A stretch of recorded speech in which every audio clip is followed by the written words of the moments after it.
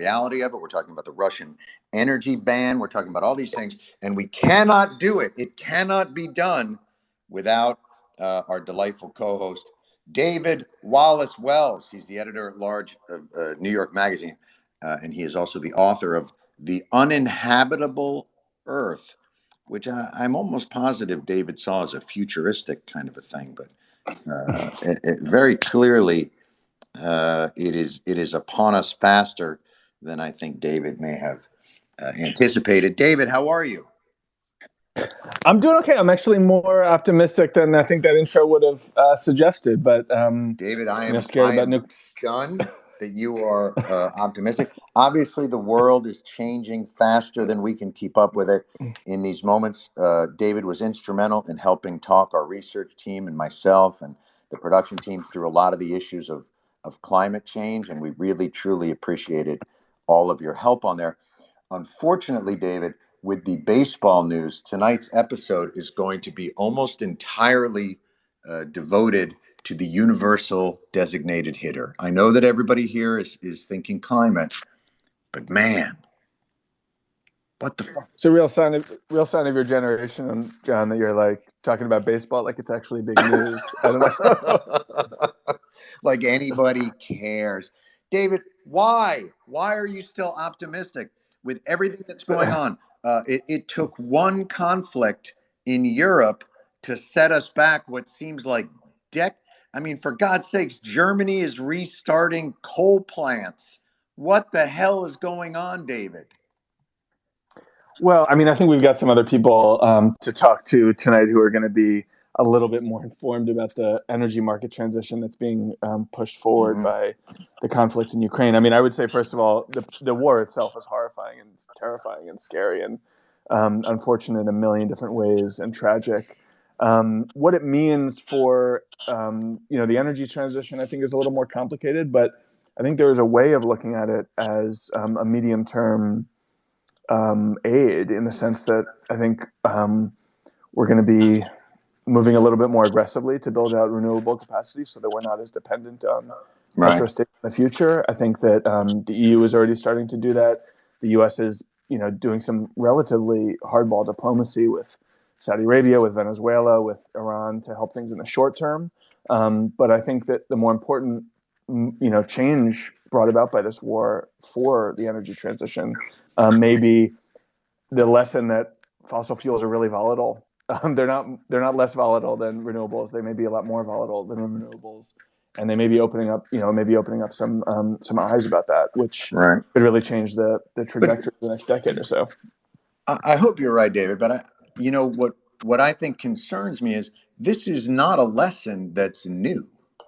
The lesson of our society being held captive to oil interests, whether it's wars in the Middle East, the Israel-Palestine situation, the Saudis and Yemen, our adventurism in Afghanistan, in Iraq.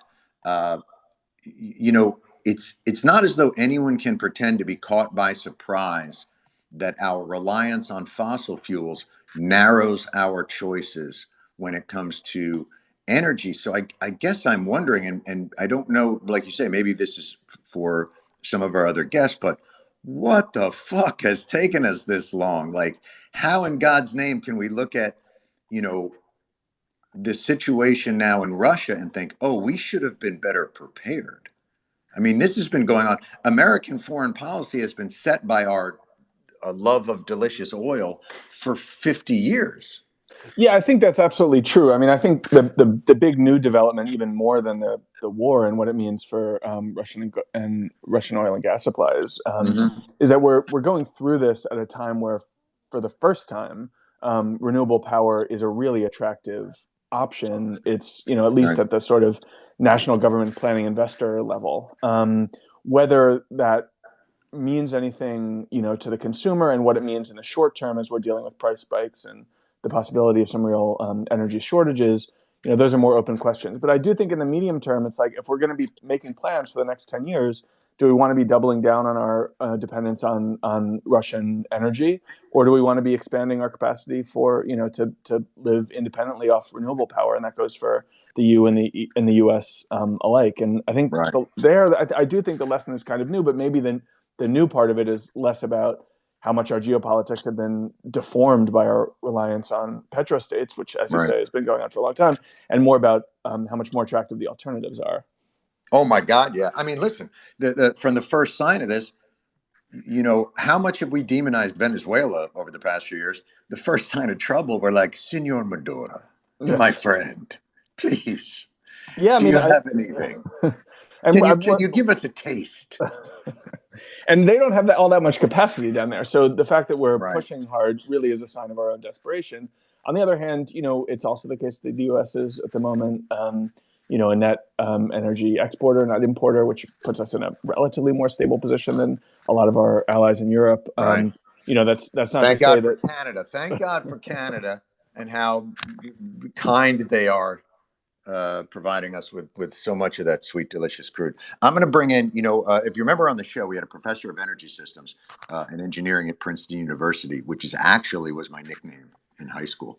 We're going to bring in Jesse Jenkins, who is he was on the program. He knows an awful lot about the costs of some of these new technologies and how quickly we can bring them up to speed. So, Jesse, are you there? Now we probably have to invite him in, and then he's going. Now he's from Princeton, so I don't know if he knows how to work a phone because it's a pretty high. It's a lot of technology. I see his little picture in the room. Is his picture there? His You know picture is what? there. Now, if he'd gone to Yale, he would know you got to hit that your mic is on thing in the corner. But Princeton, they don't teach you that kind of stuff there. So he may not know. Jesse, do we have you? We do not have Jesse. We're gonna move on, and hopefully he'll jump in. Oh, he's here. He's here. He's He's here. in. Jesse, Space. I don't see any exits. Where am I? don't get existential with us, sorry, Jenkins. sorry. I'll reach through this phone. Jesse Jenkins, professor of energy systems engineering at Princeton University. We taped the episode a little while ago. Obviously, the world has changed drastically. I tasked you with fixing this with technology. So, what do you got? Well, I mean, we talked about the challenge of energy transitions on the show and the pace at which things unfold. And I think what we're seeing Mhm. with the crisis in Ukraine and Putin's invasion is that, we are still very much dependent on the whims of, one single madman that can send ripples across the entire world and our energy system. And that's going to remain true as long as we are dependent on these global commodities, fossil fuels, particularly oil and natural gas in the case of Europe, which, about 40% of Europe's natural gas comes from Russia. And so I think David earlier is right that, there's only so much we can do in the short term to respond to this kind of crisis. But I do hope, and I believe it will be an accelerant of the transition away from fossil fuels to much more secure resources, domestic, made in America, made in Germany, made in Europe, renewable energy, electric vehicles, electrified buildings that heat our homes and our water with clean electricity. All of that is going to make the world far more secure and far less dependent on the petrostates like Russia and their geopolitical Do you aims. know, do either one of you guys know? I know that God loves America. Why would he bury all of our sweet, sweet fuel under people that hate us? It seems like he would have buried it somewhere in Vermont. I think I saw Marco Rubio today talking about how God blessed us with so much oil ourselves. We can. Did he really say that? Yeah. Oh my Lord. Yeah, I'm wondering, it's so interesting that this idea suddenly everybody says, and let me ask you guys this question, because maybe this, they're talking about, well, shit, we've got, 9,000 leases that aren't being drilled, and we can restart these coal plants, and maybe we can bring nuclear online quickly. What is the kind of render time for bringing that all online, and how hard will all that be to unravel? Because, like you guys say, I would look at this as an incredible turning point in changing over to fuel sources that we're not reliant on other things. It looks like we're gearing up for more fossil fuel production. How hard is that to gear up, and how quickly can we wind it down when we need? Well, the IEA my released audio is a wonking a out big. again. I was just going to say the IEA released a plan for how to get the EU to reduce its dependence on Russian gas, and that was a Mhm. 1 year timeline, and it only reduced their dependence by a third to maybe a little under a half. So we're not talking about getting over that or through that bottleneck anytime faster than a year. And one hopes that we're not going to still be dealing with a war a year from now. On the other hand, who knows? It's hard to say. Well, Just you bring up the IEA, and here's what would be amazing if we were in a Twitter space and I could just reach out to the chief counselor of transitions and partnerships at the IEA. I mean, that would be to be able to do that would show me to not necessarily a wizard, David, because I think you know me better than that, but certainly a man of great reach. Catherine Dixon, you have to accept our invitation, but we would very much like you to join us right now and tell us about the IEA and what they're saying about the impact of Russia here, the European crisis, and how those things are going to go sector to sector. Catherine, are you with us? Catherine is not. She is with Jesse. Oh, she's having tech issues. All right, David, we're gonna just continue with our conversation.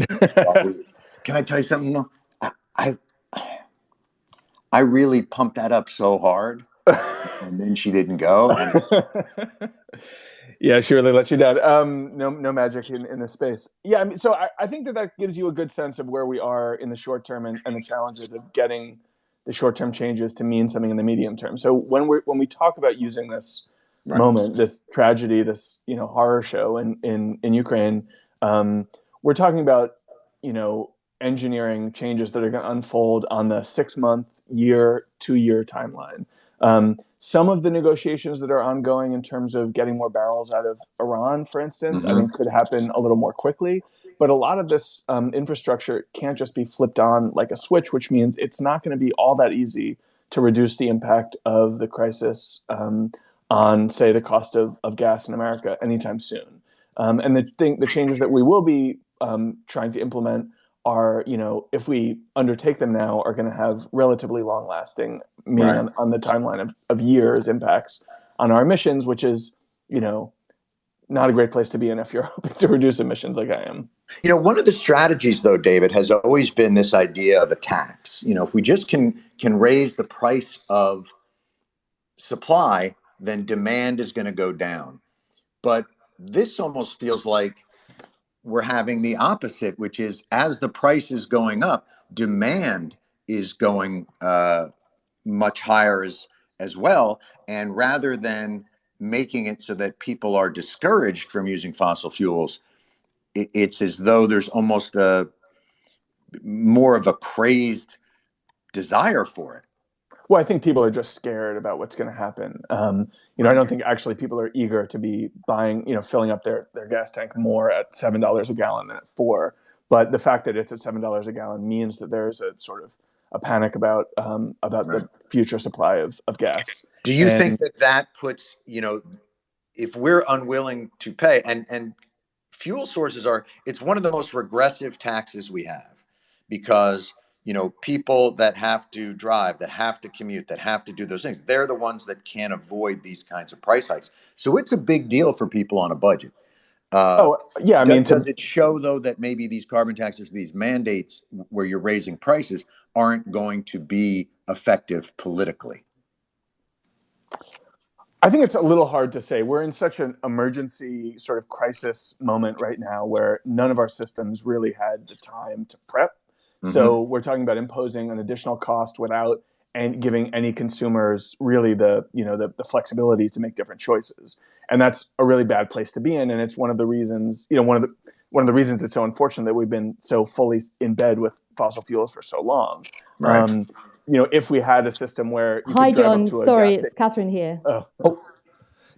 David, what if I told you Yeah, let's try it again. that the chief counselor of transition and partnerships for IEA was a former Shell VP of strategy and energy transition? What if I told you I could reach out to her right now to answer your question about the IEA. Oh my God, I'd be impressed by your 10-minute David, delay magic.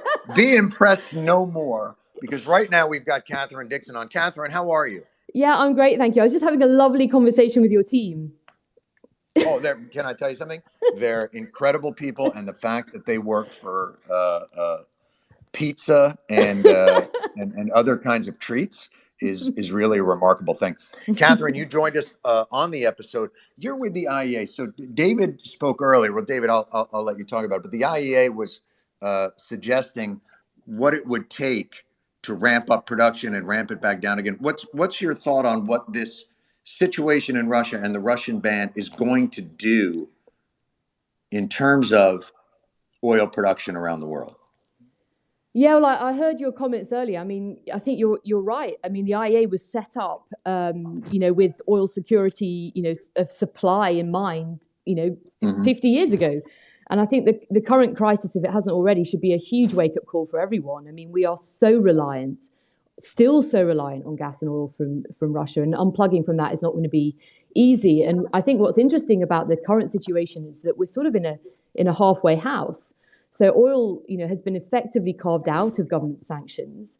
But for anyone that's been following the Shell case, what you can see, they've said that they're intending to reduce refinery operations now. So the result is that they're effectively bringing less fuel to the market. So we're seeing the private sector drifting towards a de facto embargo of Russian oil, irrespective of the legal situation. Refiners don't want to take oil, ships don't want to transport it, and the finance sector doesn't want to insure it.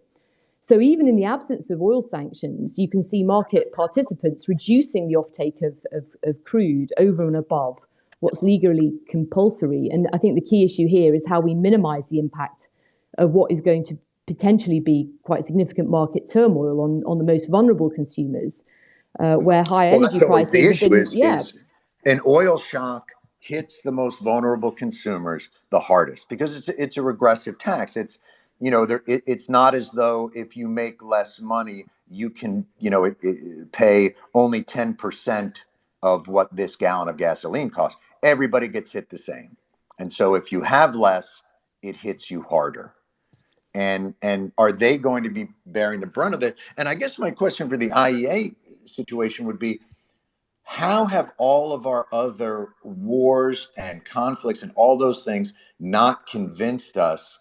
Was it purely a question that the technology wasn't quite ready yet? How could we have been caught so flat-footed again? Well, I mean, you'll know that the IEA has this sort of oil stocks mechanism. So countries are supposed to take 90 days of net imports. They hold that so that they can respond to short-term supply shocks. But the issues haven't really changed since the 70s. Each member country is also supposed to maintain a program of demand restraint measures. And I think we talk a lot about supply, but again, the issues normally can also are heavily about demand. So we're working here at the IEA on a new 10-point plan in consultation with governments, looking at how we rapidly reduce oil demand.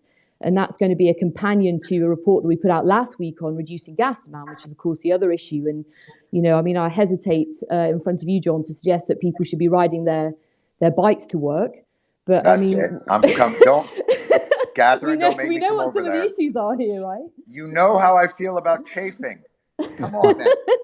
I just want to jump in to something that Catherine was saying a few minutes ago, which is about how the private sector has been moving to take action that governments haven't been willing to. I think the really remarkable thing that's happened there is just the speed, which is to say, just like 2 weeks ago, a lot of these measures were thought of as being, unthinkably ambitious. And now, you have BP writing down huge investments in Russian fossil fuels. You have, just across the industry, a withdrawal of from Russia.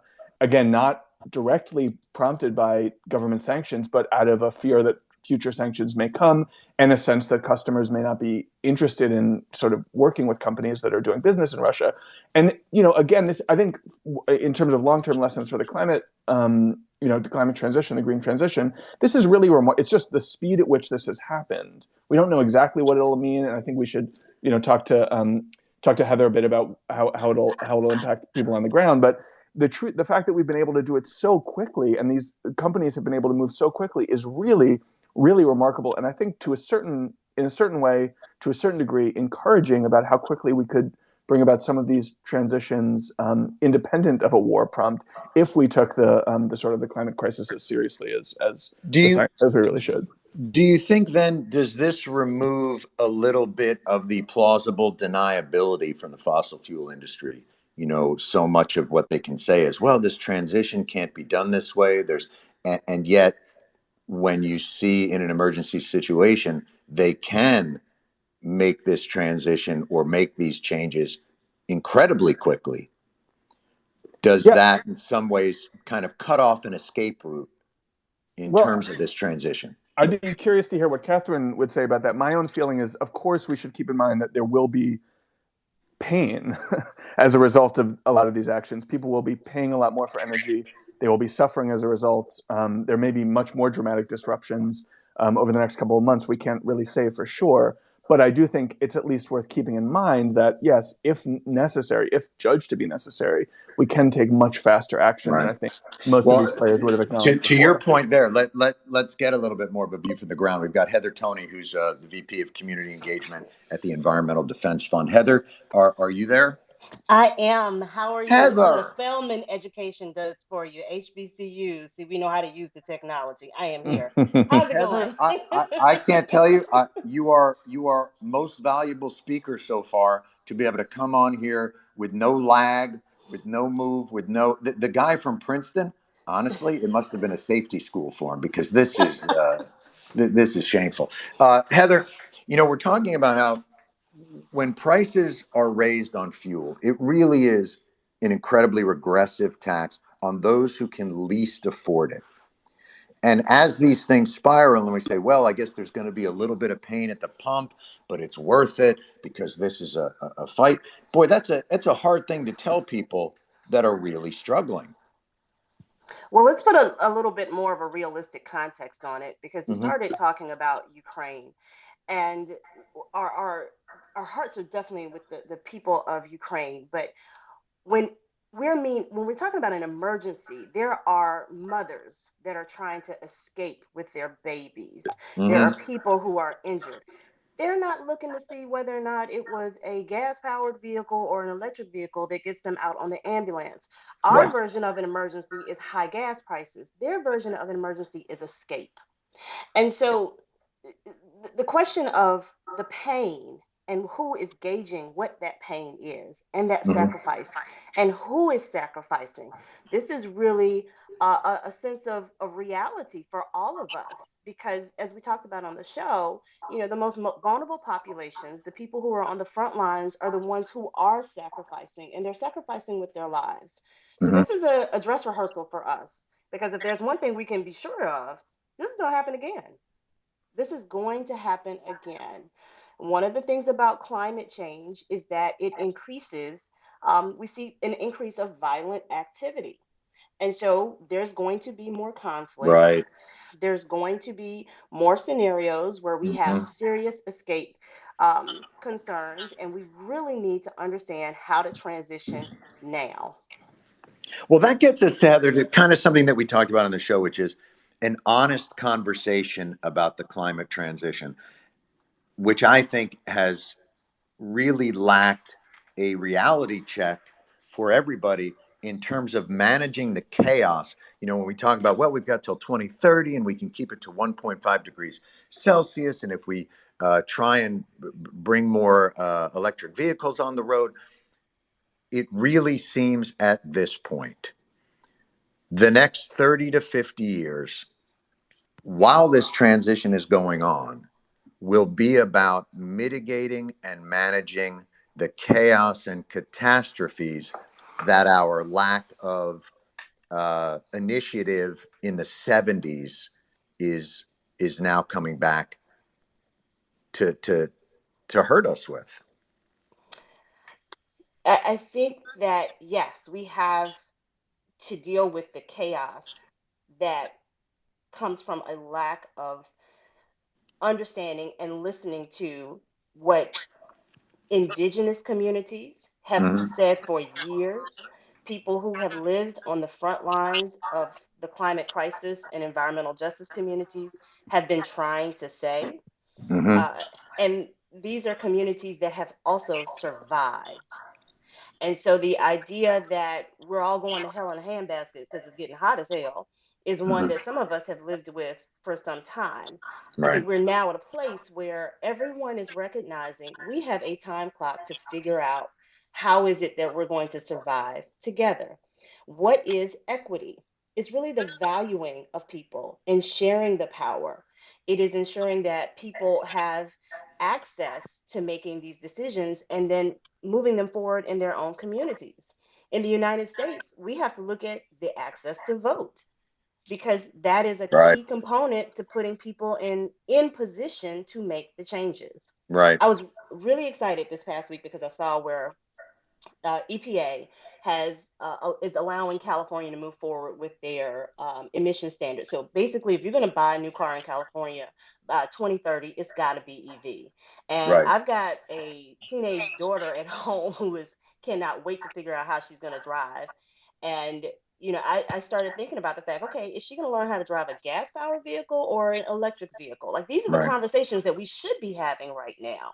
And it's some that because of the people who are in position in particular places, we can make those decisions. But if we don't continue to have the access to vote, that will be stripped away and we will fall back into a scenario where we're trying to figure out how to catch up again. Heather, here's a question for you, and Catherine and well, Jesse's not on, but David, you can answer as well. Is there a concern when we talk about voting? The political realities of high fuel prices make it almost untenable for any politician to bring pain at the pump to people for a longer term goal, unless we've all been convinced to go on some sort of war footing for all of this. Are you concerned at all that even with protecting voting rights and making sure that the right people are in the right places, that even they, how many times have you seen a Democratic president who has sworn up and down that they're going to get us to net zero turn around and brag about opening the petroleum reserves, or I drilled the most out of anybody? How concerned are you about those types of things? I think we have to go back to what does net zero mean to Mm-hmm. community folks. If I go into a community and I say, hey, we got to get to net zero, that's different from me saying, hey, we need to make sure that you can afford to put gas in your car or make sure that you can afford food and make sure that the electricity bill isn't too high. Like Right. how we're having that conversation is important because we can't silo this into one issue.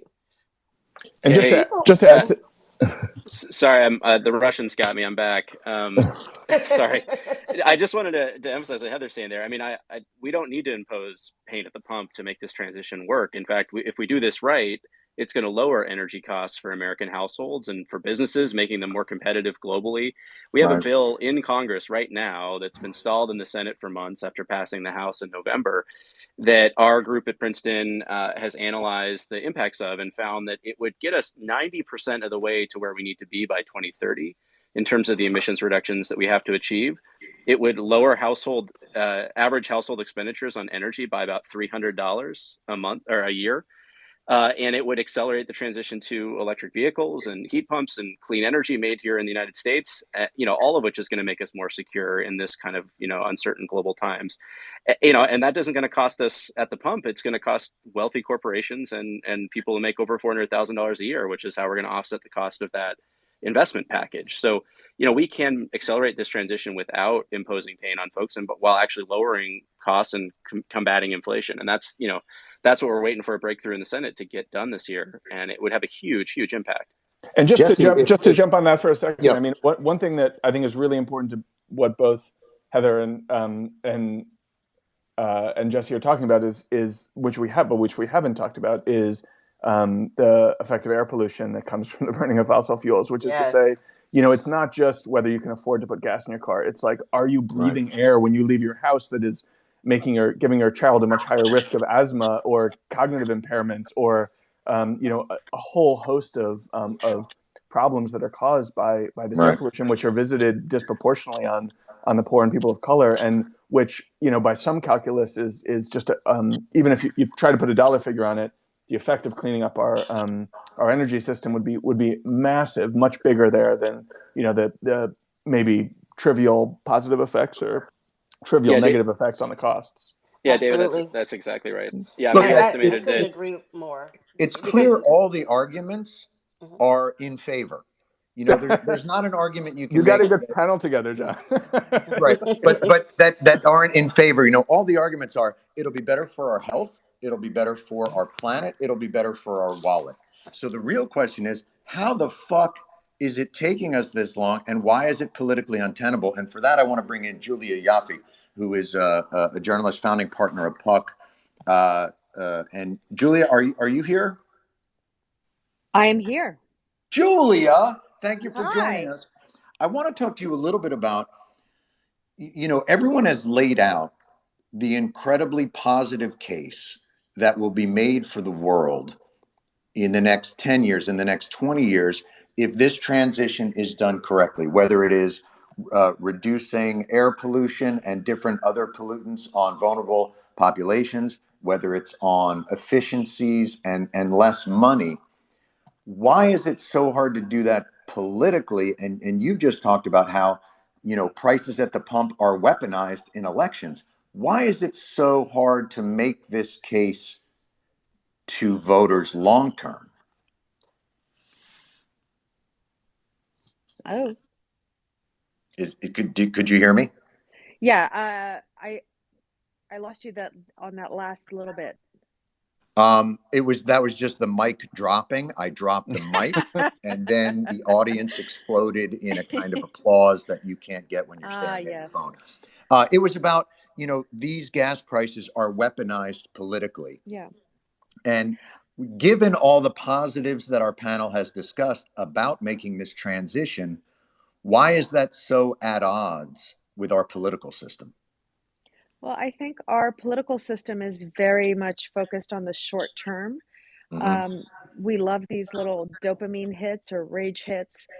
It's not just that every 4 years we have a presidential election. We have, every 2 years we have a congressional election. And anything you can do to oust the other party and get into power, Mm-hmm. you will do. And so if it's people are paying a little bit more at the pump, which is fair, but instead of messaging it and saying, look, it hurts right now, but we have to keep going with this transition because we don't want our kids to drown and boil to death in the rising seas. Or we're going to pay a little bit right now, but we're paying because we're helping, Ukrainian kids who are living in freezing, dank bomb shelters. But Mm-hmm. no, the messaging is, isn't life just a little bit more uncomfortable for you? Vote these fuckers out. And Right. it works because Americans tend to have a very short attention span. Everything is about comfort and money, and comfort and money in the very short term. And we're kind of like a nation of Scarlett O'Haras. We'll think about tomorrow when we get there. Oh, but how beautiful do we look though while we're going? I mean, And that's really racist, and also racist. So right. That's exactly right. Uh, but these are the types of things that politicians are expert at delaying. And don't you imagine? You talked about, well, California is going to get to go ahead with their electric vehicles. API and these other groups. We had Ben Van Beurden on, and he talked about how desperately Shell and all these other companies, which you know. Understand they live on this planet too, and they're trying to do it, but the lobbying group that represents their interests, of which Ben is on their board, is fighting tooth and nail to have any state be able to have the authority over their own energy policy.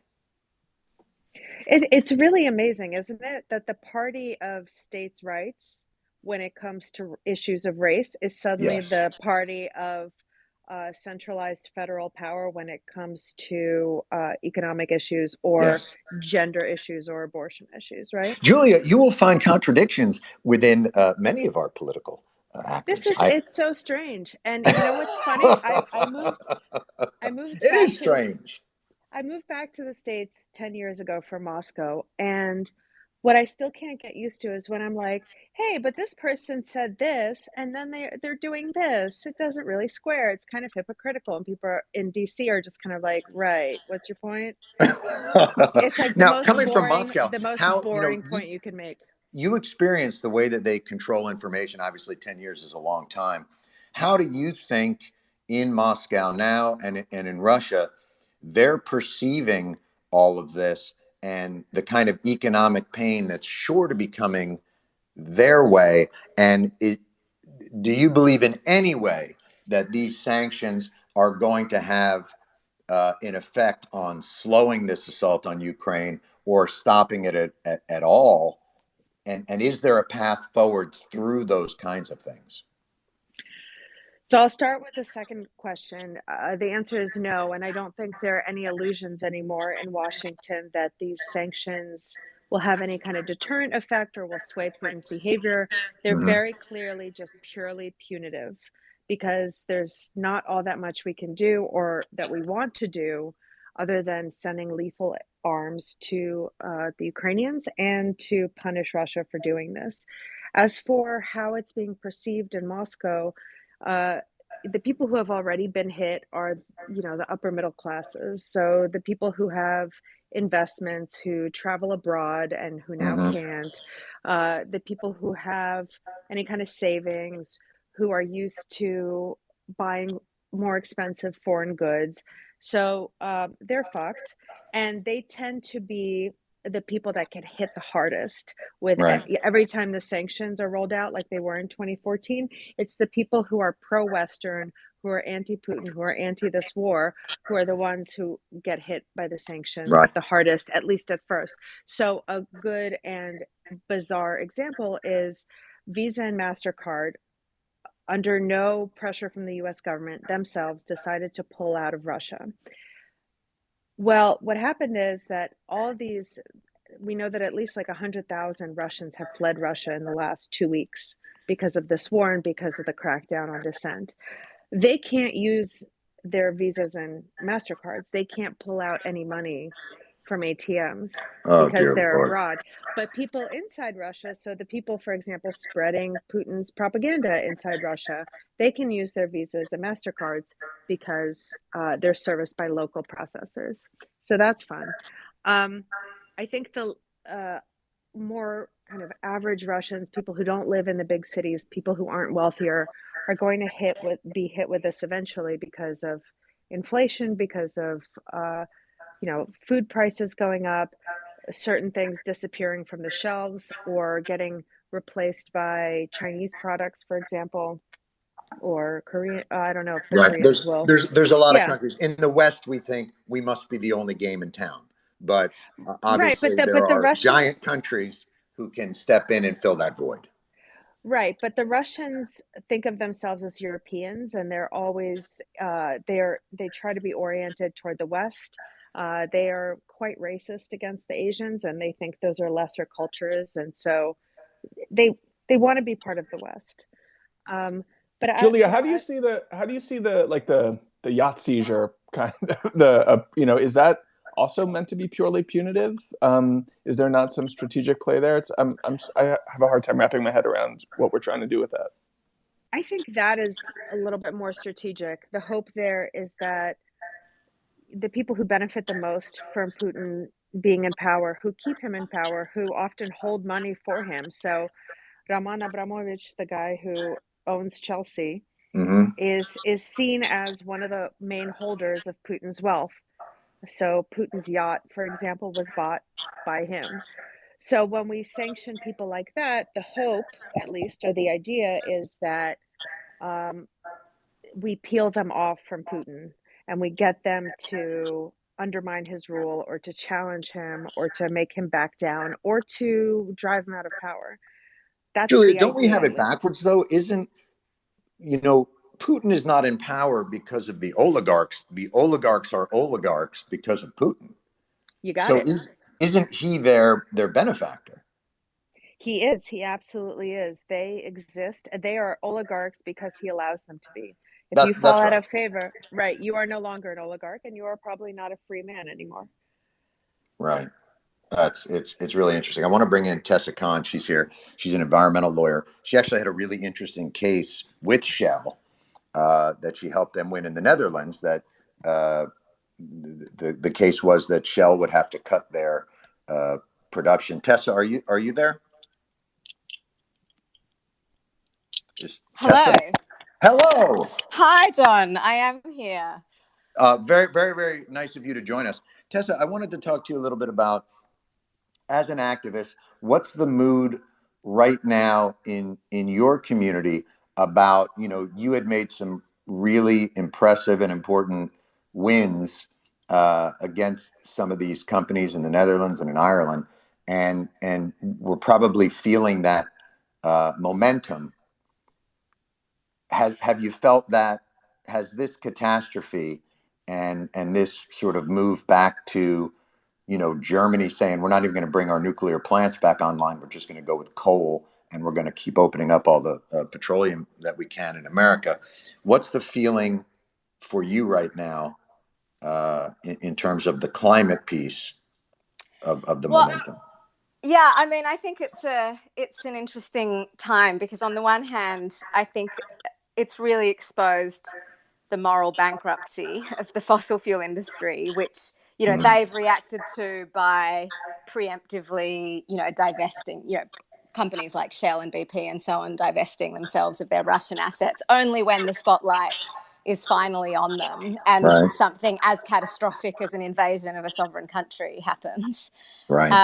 And on the other hand, I think, as some of the other speakers have said, this does seem like a moment that might accelerate the transition to clean energy insofar as it's illustrated yet another cost of our dependency on fossil fuels, Right. which is that in addition to destroying the climate and our health, it's also underwriting war by aggressive authoritarian governments. So I think there's a real sense of, certainly in the UK where I live, where our energy bills are expected to potentially rise to £3,000 annually by the end of the year, which is about $4,000, which will push many millions of families into fuel poverty. Right.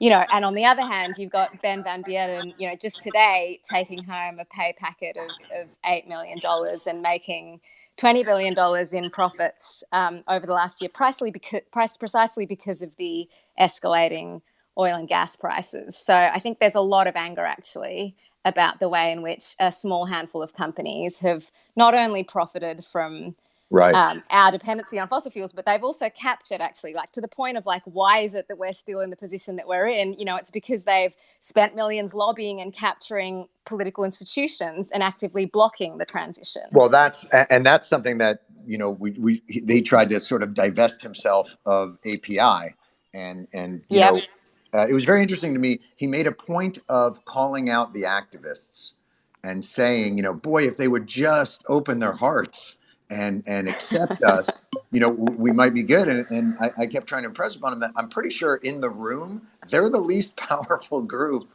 at the table. They're just, they've had to work their asses off just to get a seat at the table. Right. I mean, aside from many other things like the fossil fuel industry spying on and assassinating activists, particularly in the global south, and the fact that they're acting, when they're advocating to governments, they're advocating in their private interest, whereas we, the activists, are trying to advocate in the public interest. I mean, there are so many ways that they have consistently acted in bad faith, which is, and I think that's not just kind of rhetorical. I mean, the International Energy Agency, on this point of whether or not oil and gas companies are going to be the ones that shepherd us through the transition, the International Energy Agency said that, in 2020, investment in clean energy by the oil and gas industry was about 1% of their capital expenditure. Right. And last year, that may have risen to 4% if we're lucky. But that's in 2021, which is 40 years after Shell first published a documentary where Right. they talked about the effects of global warming. So, you know, I think we need to get real about the extent to which the companies that benefit from incumbency in a fossil fuel-based economy and society are going to be the ones that lead us through the transition. Well, Tessa, that leads me to something, and I want to open this up to everybody. And if you would all answer at once, I would really appreciate it. That would be sweet, sweet music to my ears. You know, when it comes down, in some respects, to money, the money that the legacy fuel companies get that they can lobby and capture governments is astounding. But even more than that, you know, in a crisis, they're able to put prices, you know, in this crisis, fuel prices in America have gone up, I don't know, 50% over the last year. I don't know, you were talking about 3,000 pounds it going up in Britain. The money that they are making with $120 a barrel is astonishing. Is there a way that we know that they're not going to slit their own throats in terms of their business thing.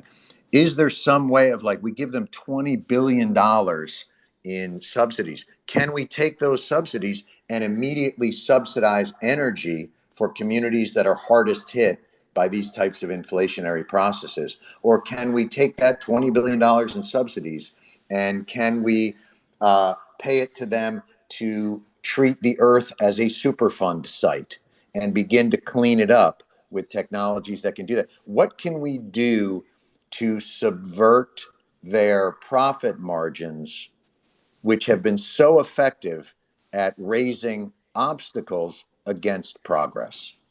I Well, yield the floor. one thing I would mention, I'd be curious what Tessa makes of it, is not on the carrot side of things, but on the stick side of things, which is that both in the UK and now in the US, there's been talk of a windfall profits tax to punish oil companies for precisely what you're describing, what you're both describing as, you know, benefiting from just, you know, cleaning up when demand drives prices so high. Tessa, how do you see that fitting into the picture? Yeah, I mean, I think a windfall tax is the least of what we should be imposing on the oil and gas industry in terms of finding ways to, you know, as John's saying, redistribute the profits that they're making, you know, disincentivize continued investment in oil and gas expansion and offset the huge amount of pain that ordinary households across the world basically are dealing with because of escalating energy prices. So, you know, I think it makes sense as a policy measure.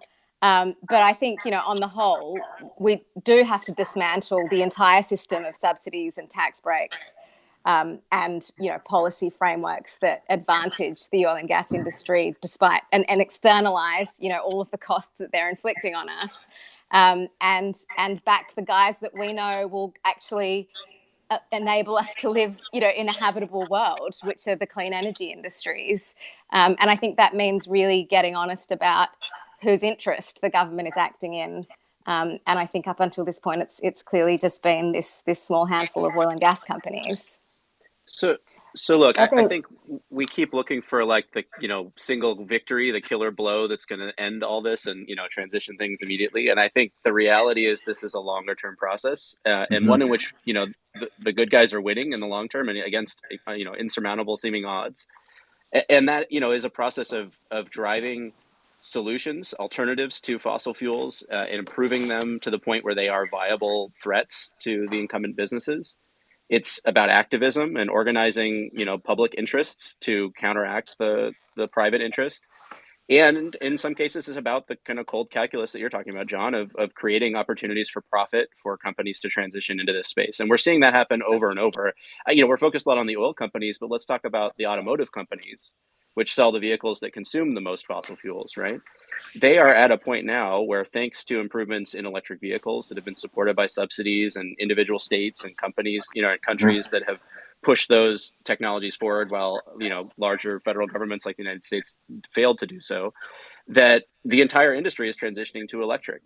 You know, you know, Hyundai closed down its R&D arm for new internal combustion engine vehicles. You know, GM's going to go 100% electric. Ford's, you know, they're trying to one up each other with how many new battery factories they're going to open.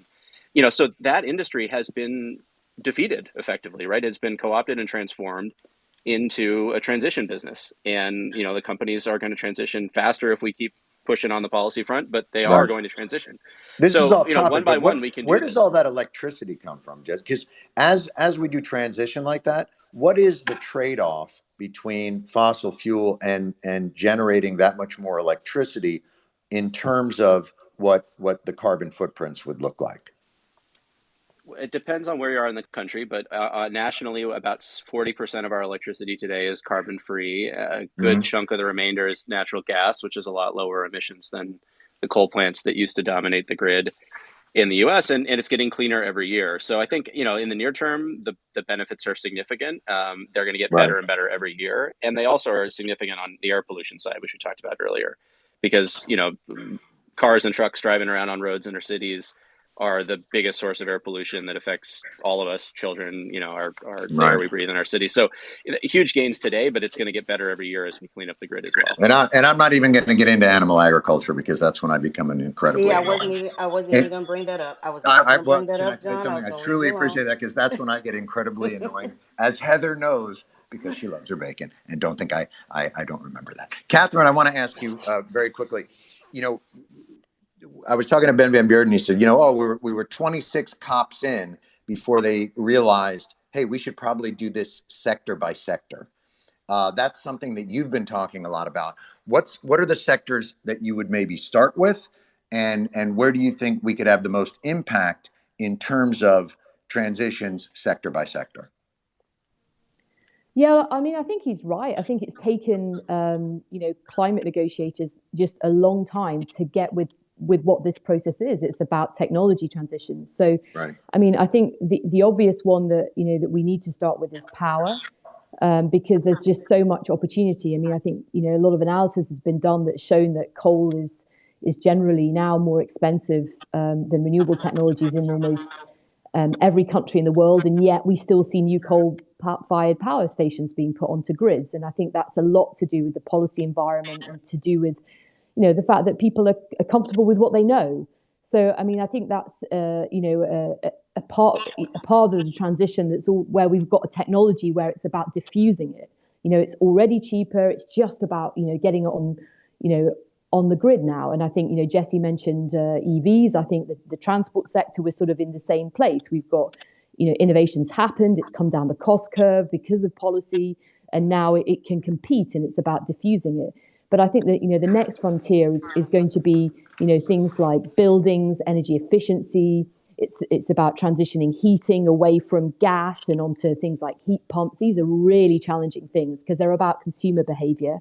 And then that's before we even get onto the harder to abate sectors. And of course, Ben mentioned aviation, where you know you have a difficult technology transition Right. at the same time as you've got that complex international coordination. And that's the bit that I think you know has been really missing, and that you know you mentioned with the COP process that we haven't had our diplomats getting around the table and talking about you know aviation and shipping and you know Right. buildings and standards. You know they're talking about you know nationally determined contributions and emissions, which actually isn't the way to you know to get the transition to happen quickly. Well, they're talking. It's diplomats and politicians, and not experts in these various sectors. But I want to ask Julia, in terms of the kind of geopolitical instability, our mitigating the immigration and migrant crises that are going to spur from the climate crisis, mitigating the political volatility. What's the path through managing that chaos? And are we unprepared for the world we're about to enter in?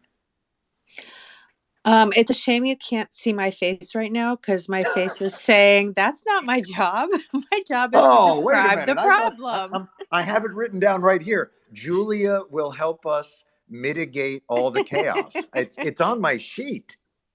No, I just tell you how bad the problem is, and then somebody else is paid to try to fix Ah. it. All But right. Well, yeah, no, I I'm don't. gonna make Tessa do it then. Yeah, I don't think we're prepared at all. That's my short answer. All right. That's fair enough. Tessa, you've seen now the power of litigation. Is that symbolic, or do you think that's going to end up being a really powerful tool for activists?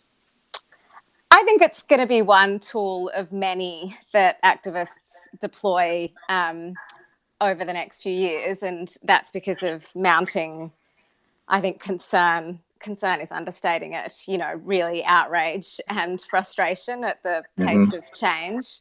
And, obviously, as a lawyer, I mean, I can tell you, like, litigation is a really unpleasant last resort tactic, and nobody wants to do it, really, because it's expensive and can take time, and you don't really know what the outcome's going to be. But that's where we find ourselves, unfortunately. But that's, Right. that's only one tool alongside all of the other ways in which people are going to mobilize and demand that the, two sets of actors that can really do something about this transition and have responsibility and have known about it for many years, which is national governments and the fossil fuel industry, like really finally take responsibility for this and move us at the pace and scale that we need to.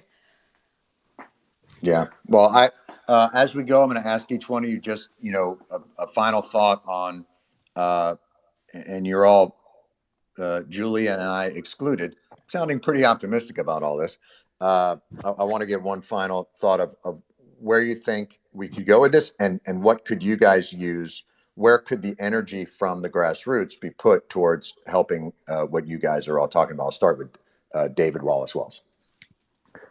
Well, I mean, I think there is a lot of good news. I think Jesse is right to some degree that we're winning. The thing that I worry about is just that we're winning way too slowly. Right. And I think anything that we can do, which is, through popular support, protest, et cetera, to make sure that governments act faster, to move the private sector even faster, the better off we'll be. But in the big picture, as complicated as that transition will be, once we're on the other side of it, the world will be more stable, will be, geopolitically, in terms of migration, in terms of a million other factors, including pollution, like we talked about. And so the arguments are all really strong. It's just a matter of making sure that we move as fast as we can, as opposed to letting our status quo bias sort of lull us into complacency. Jesse, in your classroom, what are we doing?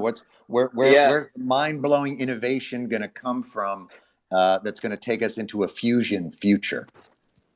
I mean, there's tons of innovation out there. I think the challenge, as David put it, is accelerating that process. We are winning too slowly. That's exactly right. We're making progress, and that progress looks like a feedback loop. And that loop starts with political organizing, organized interests and activists pushing for policies anywhere they can. Right? You fight every battle possible to drive investment in clean energy solutions, which makes those solutions better and more effective as alternatives to fossil fuels and the way we do things now, which makes it easier to take political action and makes it more profitable for companies to grow those sectors. And then there's an organized interest there that you can, organize for more political action, and you can accelerate that feedback loop. That's how we've gotten where we are now, where wind and solar are cheaper than, our cheapest form of electricity we can produce, where electric vehicles are cost competitive with internal combustion engine vehicles, and we need to accelerate that process anywhere you can. So, Jesse, activists can do that, and innovators can do that, investors can do that, right? Business leaders can do that. Anywhere in that feedback cycle, you can get your lever in and pull on it. You got to do it. That would sounded vaguely dirty, but I accept what you said. Catherine, in terms of going, sector to sector, where do you see the most acceptance of this? Where do you see the biggest energy of it? And internationally, do you think the cooperation is going to move beyond this sort of diplomat politician phase? Yeah, well, I think so. Building on what Jesse says, I think all of us need to just get a lot more expert, a lot, more precise about what's needed. I think, we've gone past the stage where, we want people campaigning against fossil fuels. We need people to campaign, for legislation on, on heating, on heat pumps. So I think, that's where we need the level of activism to get to. And in terms of internationally, I think we've still got a long way to go. I mean, I don't know really where the policy forum is internationally, where, for example, the US and China regularly discuss and align their policy approaches on energy, two of the biggest energy consumers. We don't have the kind of multilateral fora really set up that we need to make this happen at the pace required. Heather, on the home front. So I think that we are doing this work, but we can't put the kid gloves on when talking about oil and gas. You asked about the $20 billion, and that's basically taxpayers asking the oil and gas companies to give them their money back. And I don't think that folks are willing to do that. But there are things that are happening right now. So there's innovation. There's communities that across the country that know that they can use that $20 billion for things like workforce development. We see that with groups like Charger Help that are educating the community. They're bringing opportunities and options and helping people understand that driving an EV vehicle is more than just new tech. It can power your house. It can help put up and make sure that we have infrastructure in communities that don't have it. At places like EDF, we're doing amazing data to action work with communities on air monitoring, on using platforms with NASA and Google so that communities can track things like water usage. It's happening right now, but we all have to just stay right on top of it and ensure that, again, we're valuing people, we're sharing the power so that we have equitable solutions. Right. Tessa, you're providing a counterweight to corporate power. Is that going to be enough? And how do we offset all that money that flows into the political system? How are we going to battle that? I mean, I guess it depends on the country that you're in, but I think transparency is a really key part of it in terms of just understanding the extent to which the oil and gas industry and other incumbents are influencing our politics. And then we've just got to get it out of the system. I mean, that's ultimately the only way that truly democratic politics can function. And if this isn't a moment in which to make sure that we're acting in the broader public interest, then, I'm not sure what it's going to take. Thank you. And Julia, you're a person after my own heart, so I'm going to ask you, will any of us be alive when this happens? Some of us will. You and I probably won't. All right. But some of us will. I'm glad I won't be there. You'll still be alive. All right. That makes me feel a little bit better. Does Putin survive this terrible moment? I don't know. I don't know. I mean, I obviously hope not, but the question has always been what comes after Putin? Is it worse? Or is that person worse? Does the war end with his end? I don't know. I think about Brezhnev, who died in 1982. He's the one who invaded Afghanistan, but the war went on for 7 more years and was continued by 3 of his successors. So you'll be shocked to know that I'm not optimistic. Thank you, Julia. Thank you guys all very, very much for joining on us. It's just, you guys are so informative. And every time I be like, oh, we might be okay. Jesse Jenkins, Catherine Dixon, Heather Tony, Julia Yaffe, Tessa Khan, and David Wallace Wells, of course. Thank you. You can take a look at the show. It's on Apple TV Plus. I think we've got new episodes through March 24th. And thank everybody who joined us on this, whatever this is. I don't know what we're doing. Maybe it's a party line. Maybe you'll all get dates after. I don't know what this is, but I very much enjoyed it. So thank you all very much and have a great night.